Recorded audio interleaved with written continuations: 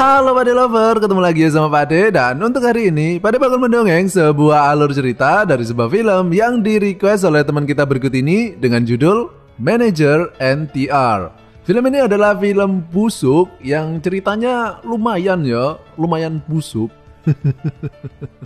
Yang menceritakan tentang seorang cewek cantik yang merupakan pemilik kos-kosan gitu. Tapi berhubung suaminya itu jarang banget memberikan asupan nutrisi batang, jadi meskipun duitnya itu banyak, ya tetap aja ada yang kurang gitu rasanya ya. Sehingga akhirnya dia pun mencoba mencari sumber nutrisi kehidupan dari pancuran mata air yang lain. Dan udah gitu aja ceritanya. Dan seperti biasa Nara, kode Indongupload ada di dalam video. Jadi langsung saja kita masuk ke video. Silakan klik dulu tombol subscribe-nya, klik kalau sudah. Silakan dada yang manis, jejer yang rapi, siapkan sabun bolong, singkong getar, balsem cap kapak, dan Pade puter intro nih Pade.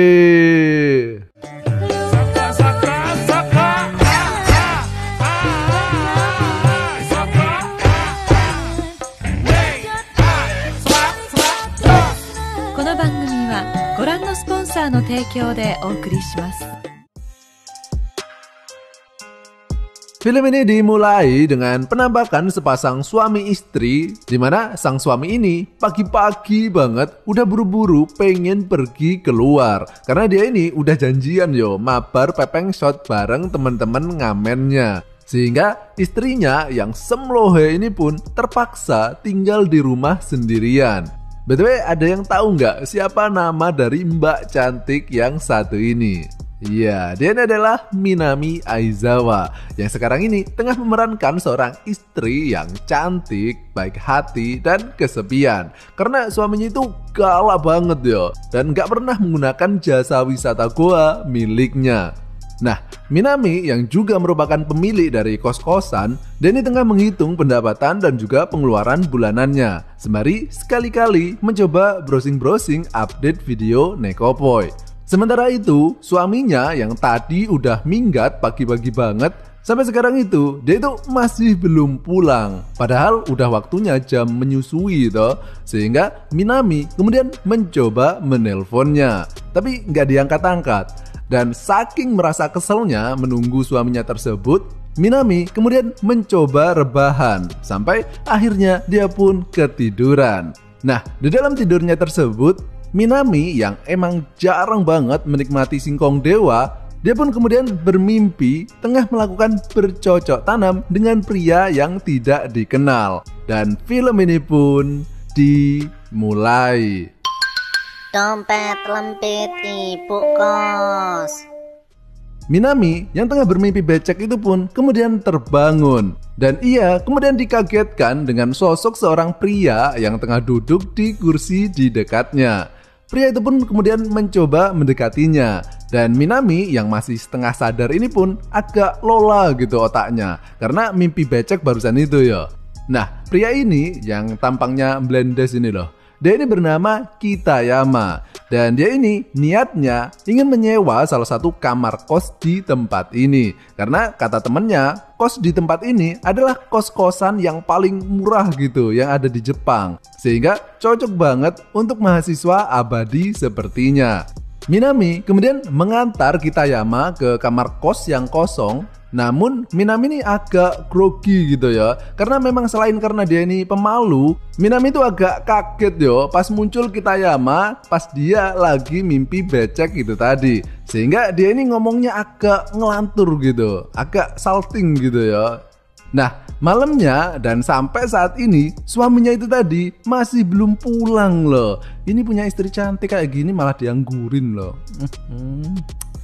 Sehingga Minami yang kesepian ini pun menghabiskan waktunya sendirian sembari menonton SpongeBob. Dan dia ini sangat menikmati pertunjukan tersebut sampai tiba-tiba fokusnya tersebut kemudian teralihkan dengan suara celepak-celepok yang berasal dari lantai atas. Di mana lantai atas itu adalah tempat kos-kosannya tadi. Dan suaranya ini sangat berisik Mungkin orangnya lupa hidupin mode silent Dan karena Minami ini emang jarang banget mendapatkan asupan nutrisi batang hariannya, ketika ia mendengar suara tersebut, ia pun kembali teringat dengan nasib tragis yang dialami oleh bikang angetnya. Karena tidak pernah digunakan sama sekali oleh suaminya toh. Minami kemudian mencoba mencari sumber suara tersebut yang ternyata berasal dari kamar Kitayama. Dan ketika ia hendak menegurnya, ia justru mengurungkan niatnya tersebut dan memilih untuk tidur saja. Sampai pas tengah malam, Minami kemudian terbangun karena Kitayama tadi masih saja melakukan olahraga rohaninya. Keesokan harinya, terlihat suaminya tadi yang sudah tertidur di sampingnya, nggak tahu jam berapa tadi dia pulangnya ya.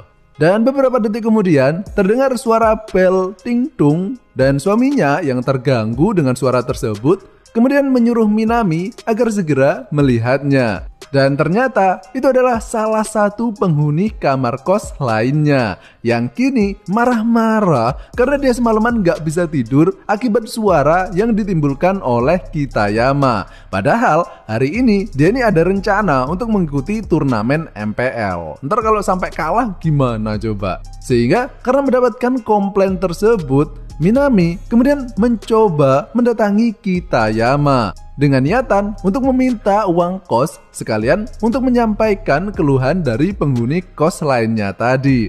Namun ketika Kitayama membuka kamarnya, ternyata dia ini cuma pakai boxer saja. Kitayama kemudian mempersilahkan Minami masuk sembari ia mencoba mencari uang kosnya yang keselip di celananya. Dan di sini Minami kemudian mencoba mengatakan maksud kedatangannya tersebut.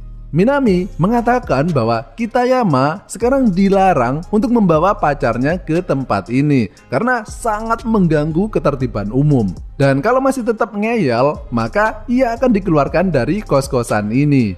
Kitayama yang ketakutan mendengar ancaman tersebut kemudian memohon agar ia tidak dikeluarkan karena ia tidak memiliki uang untuk mencari kos-kosan lainnya. Dan mendengar hal tersebut, Minami yang kini tahu kalau Kitayama memiliki singkong dewa super, ia kemudian mengatakan kalau Kitayama masih boleh kos di tempat ini asalkan ia mau menjadi sumber nutrisi batang hariannya. Kok enak urip mulele. Sehingga karena Kitayama ini kini berada di bawah tekanan dan juga ancaman, dengan terpaksa ia pun kemudian mau mengikuti permintaan tersebut.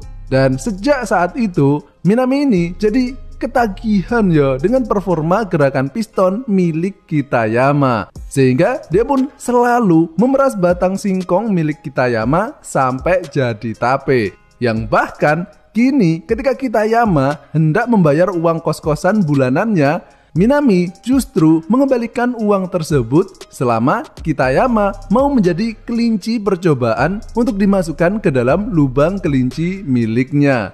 Dan film ini pun berakhir.